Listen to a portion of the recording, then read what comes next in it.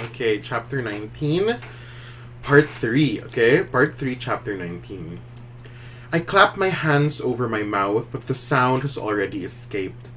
The sky goes black, and I hear a chorus of frogs begin to sing. Stupid, I tell myself. What a stupid thing to do. I wait, frozen, for the woods to come alive with assailants. Then I remember there's almost no one left. Pita, who's been wounded, is now my ally. Whatever doubts I've had about him dissipate, because if either of us took the other's life now, we'd be pariahs when we return to District 12. In fact, I know if I was watching, I'd loathe any tribute who didn't immediately ally with their district partner. Besides, it just makes sense to protect each other, and in my case, being one of the star-crossed lovers from District 12, it's an absolute requirement if I want any more help from sympathetic sponsors. The star-crossed lovers, Pita must have been playing that angle all along.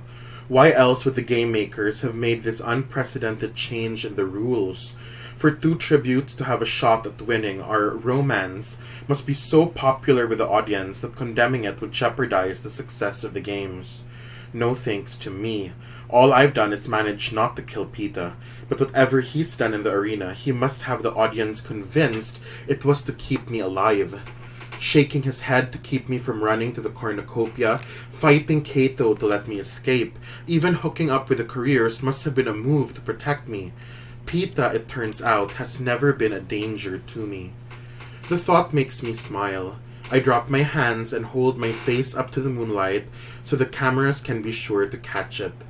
So who is there left to be afraid of? Foxface, the boy tribute from her district, is dead. She's operating alone, at night, and her strategy has been to evade, not attack.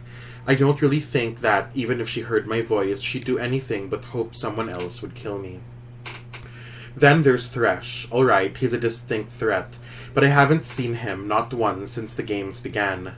I think about how Foxface grew alarmed when she heard a sound at the site of the explosion, but she didn't turn to the woods. She turned to whatever lies across from it, to that area of the arena that drops off into I don't know what.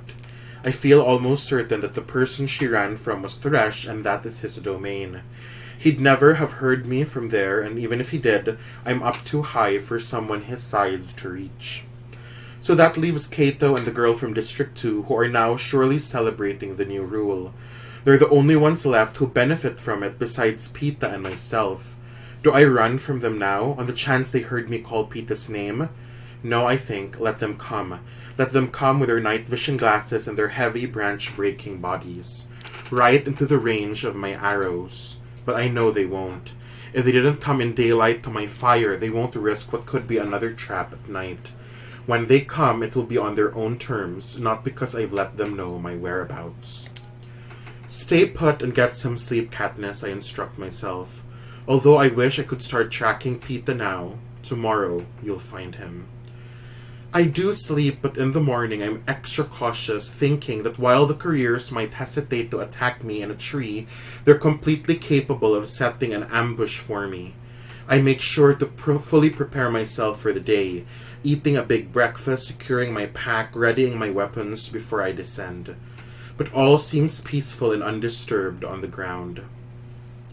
Today I'll have to be scrupulously careful. The careers will know I'm trying to locate Pita.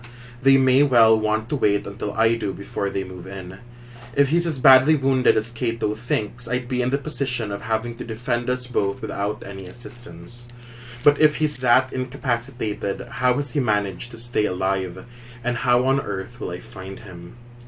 I tried to think of anything Pita ever said that might give me an indication as to where he's hiding out, but nothing rings a bell. So I go back to the last moment I saw him, sparkling in the sunlight, yelling at me to run. Then Kato appeared, his sword drawn, and after I was gone, he wounded Pita. But how did Pita get away?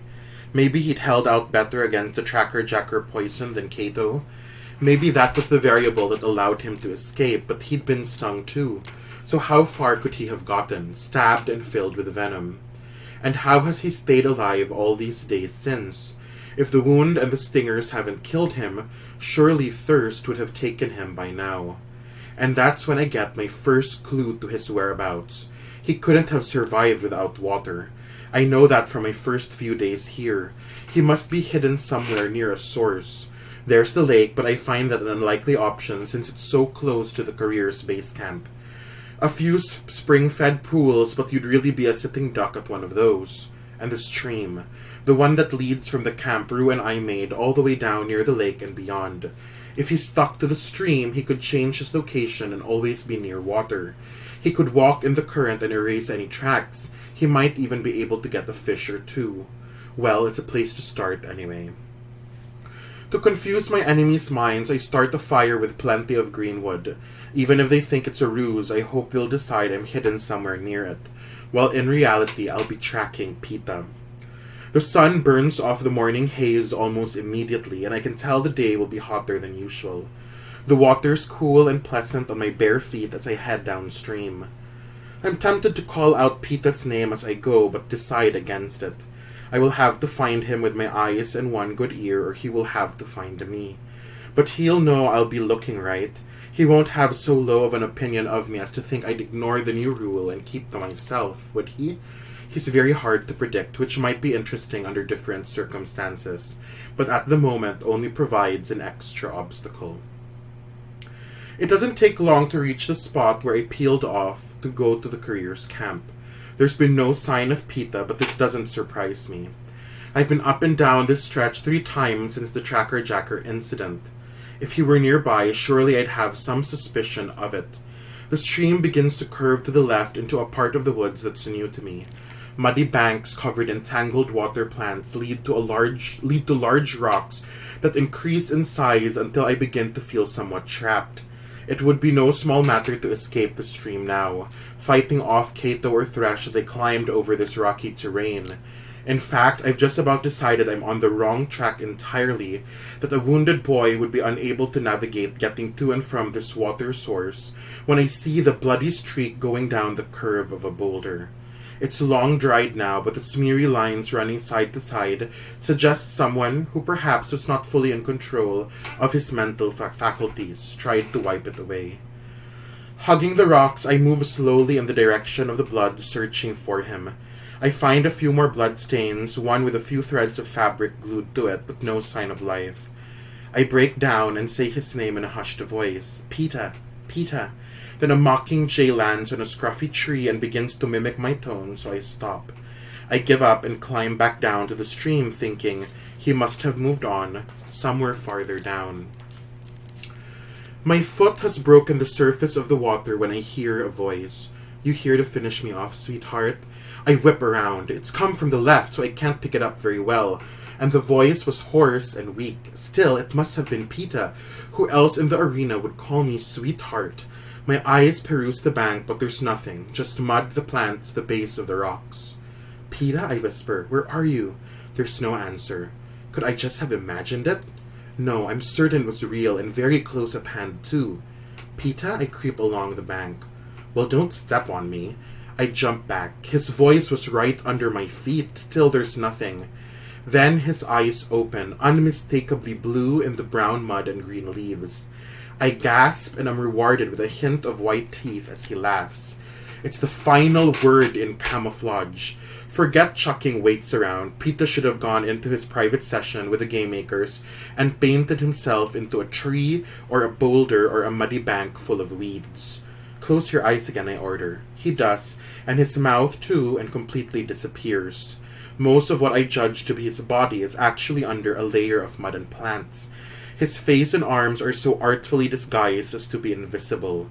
I kneel beside him. I guess all those hours decorating cakes paid off.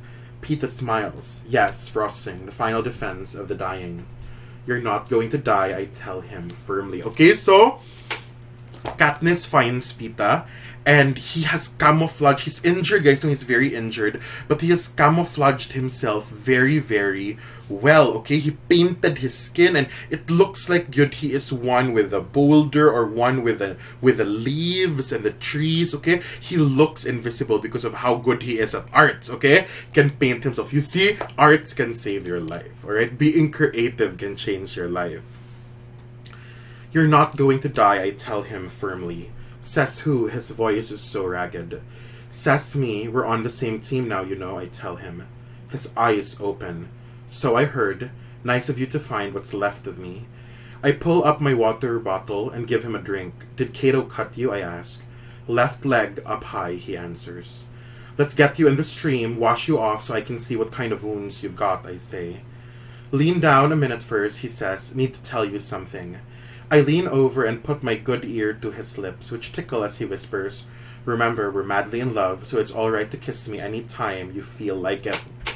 Okay, so in the classcraft quest, no, I did mention that the things we're gonna really discuss in this part of the book yun will be romance, no, because this is where the romance happens. And the thing about the romance in the Hunger Games, guys, is that in a way, Katniss and Peeta, they're pretending to be in love in order to survive, no?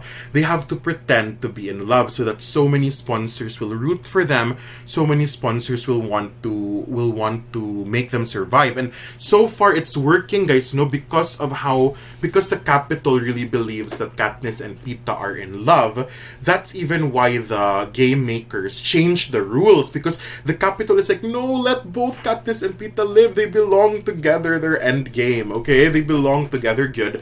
And so the game makers even allowed that, okay, there can be two winners as long as they come from the same district. So Peeta's plan to make Pan-Em believe that Katniss and he are in love, it's working. And so Peeta kind of whispers, you have to pretend to be in love with me, okay? Murag, you have to pretend you care for me. And he's so flirty. He even said that, you can kiss me anytime you want to. And part of that is him, wanting to win the games. And part of that is just because Peeta's kind of a flirt good, okay?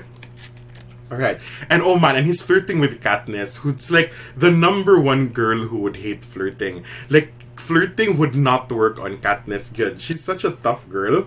But Peeta is so, like, flirty with her, okay? I jerk my head back but end up laughing. Thanks, I'll keep it in mind. At least he's still able to joke around. But when I start to help him to the stream, all the levity disappears. It's only 2 feet away. How hard can it be?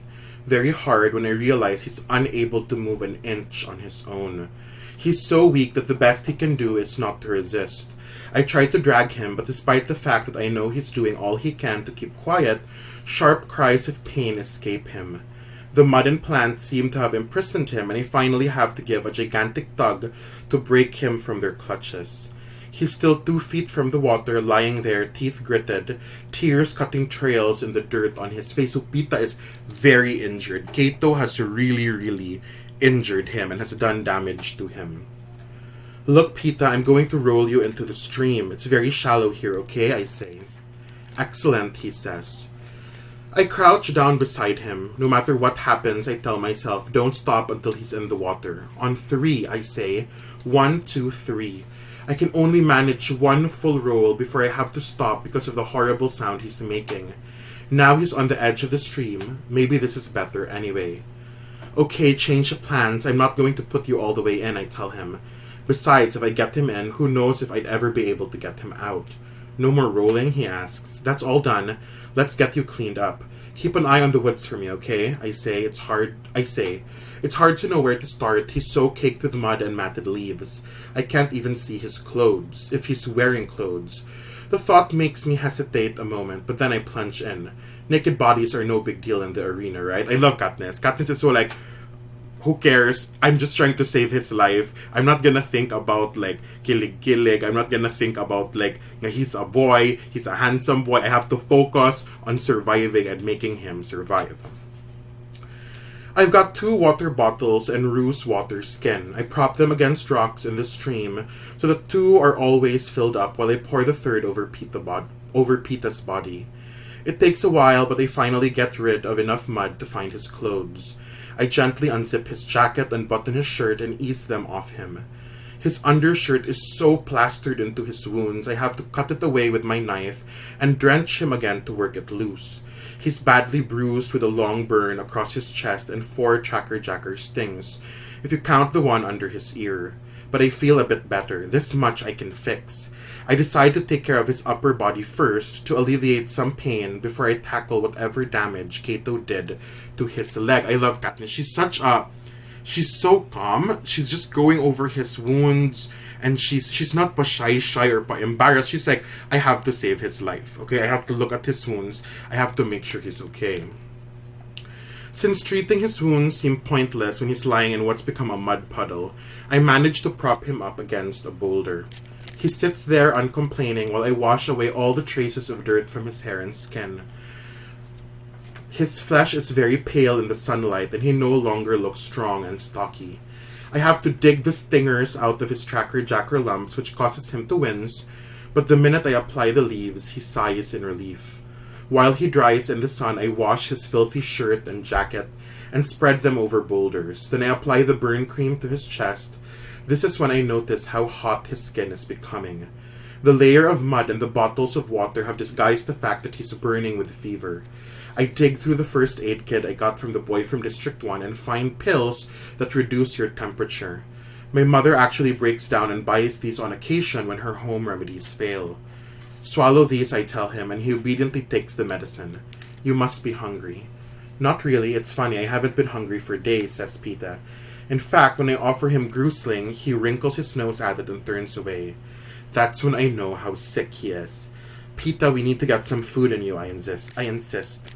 It'll just come back right up, he says. The best I can do is to get him to eat a few bits of dried apple. Thanks, I'm much better, really. Can I sleep now, Katniss? He asks. Soon, I promise. I need to look at your leg first. Trying to be as gentle as I can, I remove his boots, his socks, and then very slowly inch his pants off him. I can see the tear Cato's sword made in the fabric over his thigh, but it in no way prepares me for what lies underneath. The deep, inflamed gash, oozing both blood and pus, the swelling of the leg, and worst of all, the smell of festering flesh. The wound of Pita is very infected, and it's very clear, guys, no? His temperature is very high. He doesn't want to eat anything. Anything he eats, he vomits out. So it's very clear that Pita is not only wounded, he's sick, no? It's infected. And when Katniss sees his leg, ooh, it's gross, okay? It's nasty, the wound, good, alright? I want to run away. God, this is so bad. She sees how bad it is and she just wants to run away. Disappear into the woods like I did the day they brought the burn victim to our house. Go and hunt while my mother and Prim attend to what I have neither the skill nor the courage to face. But there's no one here but me. I try to capture the calm demeanor my mother assumes when handling particularly bad cases. Pretty awful, huh, says Pita. He's watching me closely. So, I shrug like it's no big deal. You should see some of the people they bring my mother from the mines. I refrain from saying how I usually clear out of the house whenever she's treating anything worse than a cold. Come to think of it, I don't even much like to be around coughing. First thing is to clean it well. Okay, why is this cool? This is cool because Katniss isn't a doctor. It's actually the thing she's really bad at. We know she's a good hunter, but she's not a good doctor. Whenever her mother has anyone sick, whenever Prim brings someone sick for them to take care of, Prim and her mom, that's what they're good at. Katniss hates it. Katniss hates seeing sick people. But now, she's like, I don't have a choice. I'm the only one here who can help Pita. So she has to face her fears in order to take care of Pita good. I've left on Pita's undershorts because they're not in bad shape and I don't want to pull them over the swollen thigh. And alright, maybe the idea of him being naked makes me uncomfortable. Good call, Katniss. That's another thing about my mother and Prim. Nakedness has no effect on them, gives them no cause for embarrassment. Ironically, at this point in the games, my little sister would be of far more use to Pita than I am. I scoot my square of plastic under him so I can wash down the rest of him. With each bottle I pour over him, the worse the wound looks. The rest of his lower body has fared pretty well, just one jacker sting and a few small burns that I treat quickly. But the gash on his leg, what on earth can I do for that? Why don't we give it some air and then I trail off, and then you'll patch it up, says Pita. He looks almost sorry for me, as if he knows how lost I am. That's right, I say. In the meantime, you eat these. I put a few dried pear halves in his hand and go back in the stream to wash the rest of his clothes. When they're flattened out and drying, I examine the contents of the first aid kit. It's pretty basic stuff, bandages, fever pills, medicine to calm stomachs. Nothing of the caliber I'll need to treat Pita. We're going to have to experiment some, I admit. I know the tracker-jacker leaves draw out infection, so I start with those. Within minutes of pressing the handful of chewed-up green stuff into the wound, pus begins running down the side of his leg. I tell myself this is a good thing and bite the inside of my cheek hard because my breakfast is threatening to make a reappearance. Katniss, Peeta says. I meet his eyes, knowing my face must be some shade of green. He mouths the words, how about that kiss? Okay, again, Peeta's flirty, but he does it in a joking way, okay? He's clearly very scared now about his leg. He's clearly scared he's gonna die, and the way he handles that is he jokes around with Katniss, and he knows one way to joke around with Katniss is to flirt with her, okay? And so he's kind of joking and flirting because he's scared, no, and that's the way he handles fear. And Katniss is just like, Peeta, please. And even us as readers, we're like, Peeta, stop it. This is serious. Stop joking around, okay? I burst out laughing because the whole thing is so revolting. I can't stand it, okay? So it's so gross. There's like pus in his leg and he's like pretending he's asking for a kiss. And Katniss finds it so funny. He makes her laugh, even when it's so serious, okay? But Peeta can do that, okay? He's so charming that he can make you laugh even when he's dying. Alright? I burst out laughing because the whole thing is so revolting I can't stand it. Something wrong? He asks, a little too innocently. I'm not good at this. I'm not my mother. I've no idea what I'm doing, and I hate pus. I say, ew. I allow myself to let out a groan as I rinse away the first round of leaves and apply the second. Ew. How do you hunt? He asks. Trust me, killing things is much easier than this, I said. Although for all I know, I am killing you. Can you speed it up a little? He asks. No, shut up and eat your pears, I say. After 3 applications and what seems like a bucket of pus. Ew! A bucket of pus. The wound does look better. Now that the swelling has gone down, I can see how deep Cato's sword cut right down to the bone. What next, Dr. Everdeen? He asks. Maybe you want to be a doctor, no? And so maybe you find this part very, very interesting. I find it gross, because I never ever wanted to be a doctor. But it's cool that this chapter is showing us kind of how to be a doctor and what a doctor, how tough doctors are, good, no? Especially now, no? With frontliners really proving themselves to be the heroes that they are. This chapter, if anything, you learn anything from this chapter, it's that doctors are heroes. Maybe I'll put some of the burn ointment on it. I think it helps with infection anyway. And wrap it up, I say. I do, and the whole thing seems a lot more manageable covered in clean white cotton, although against the sterile bandage, the hem of his undershorts looks filthy and teeming with contagion. I pull out Ruth's backpack. Here, cover yourself with this and I'll wash your shorts. Oh, I don't care if you see me, says Peeta. You're just like the rest of my family, I say. I care, all right. I turn my back and look at the stream until the undershorts splash into the current. He must be feeling a bit better if he can throw. You know, you're kind of squeamish for such a lethal person, says Peeta as I beat the shorts clean between 2 rocks. I wish I'd let you give Haymitch a shower after all.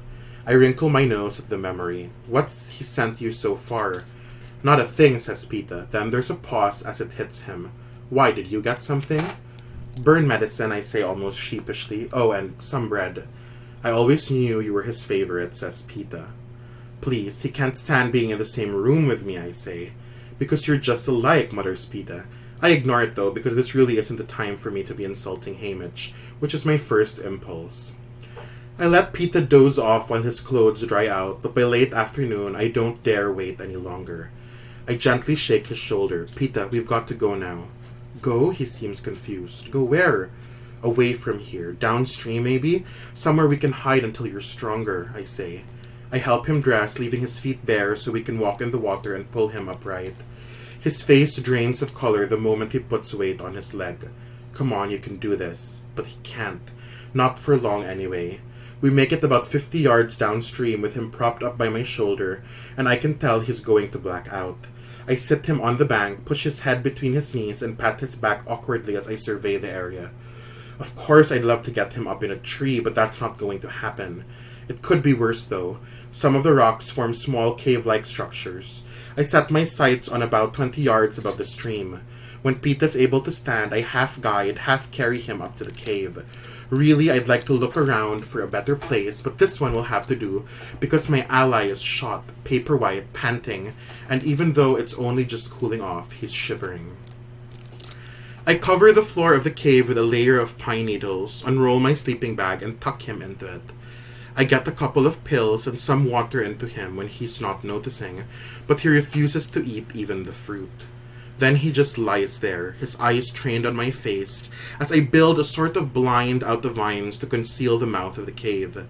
The result is unsatisfactory. An animal might not question it, but the human would see Hans had manufactured it quickly enough.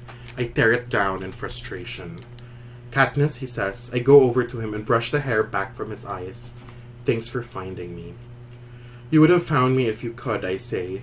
His forehead's burning up, like the medicines having no effect at all. Suddenly, out of nowhere, I'm scared he's going to die. Yes, look, if I don't make it back, he begins. Don't talk like that. I didn't drain all that pus for nothing, I say. I know, but just in case I don't, he tries to continue. No, Pita, I don't even want to discuss it, I say, placing my fingers on his lips to quiet him. But he insists. Impulsively, I lean forward and kiss him, stopping his words. Okay, now, we get our first kiss. Let's just get over it. The thing is, guys, when you read a book, and there's like a kissing part, just skip it, okay? Don't go over it and read it over and over again and be like, oh, it's so nice, or don't be like, oh, it's so gross, or whatever. Just skip it. But basically, Katniss kissed him to get him to stop talking. Were there other ways to stop him from talking? Yes. But Suzanne Collins wanted Katniss to kiss him, to stop him. And that's what happened. Let's move on. We don't have to make a big deal about it, okay? This is probably overdue anyway, since he's right, we are supposed to be madly in love. It's the first time I've ever kissed a boy, which should make some sort of impression, I guess. But all I can register is how unnaturally hot his lips are from the fever. I break away and pull the edge of the sleeping bag up around him. You're not going to die, I forbid it, alright? Alright, he whispers. I step out in the cool evening air just as the parachute floats down from the sky. My fingers quickly undo the tie, hoping for some real medicine to treat Pita's leg. Instead, I find a pot of hot broth. Haymitch couldn't be sending me a clearer message. 1 kiss equals 1 pot of broth. I can almost hear his snarl. You're supposed to be in love, sweetheart. The boy's dying. Give me something I can work with. Okay, so Katniss kisses Pita very quickly to get him to stop talking. And right away, Haymitch sends a gift. So this is Haymitch telling her, the more in love you act with Pita, the more I will send you. Okay, so Haymitch knows that in order for them to survive, Katniss has to pretend to be in love with Pita. Okay, she has to pretend that they're in love, and the more in love they act, the more gifts they will get, the more Haymitch will send them. Okay, so it's such a confusing and complicated situation. And he's right. If I want to keep Pita alive, I've got to give the audience something more to care about. Star-crossed lovers desperate to get home together. 2 hearts beating as one. Romance. Never having been in love, this is going to be a real trick. I think of my parents, the way my father never failed to bring her gifts from the woods. The way my mother's face would light up at the sound of his boots at the door. The way she almost stopped living when he died. Pita, I say, trying for the special tone that my mother used only with my father. He's dozed off again, but I kiss him awake, which seems to startle him. Then he smiles as if he'd be happy to lie there, gazing at me forever. He's great at this stuff. I hold up the pot. Pita, look what Haymitch has sent you. So Katniss knows we have to pretend like we are in love in order to survive this. And it's gonna get so complicated because Pita, for Katniss, Pita, when he acts like he's in love with her, she keeps thinking, oh, he's so good at acting. He's so good at pretending he's in love with me. But then you're like, is he acting though? We don't know. But that's why we have to read to find out.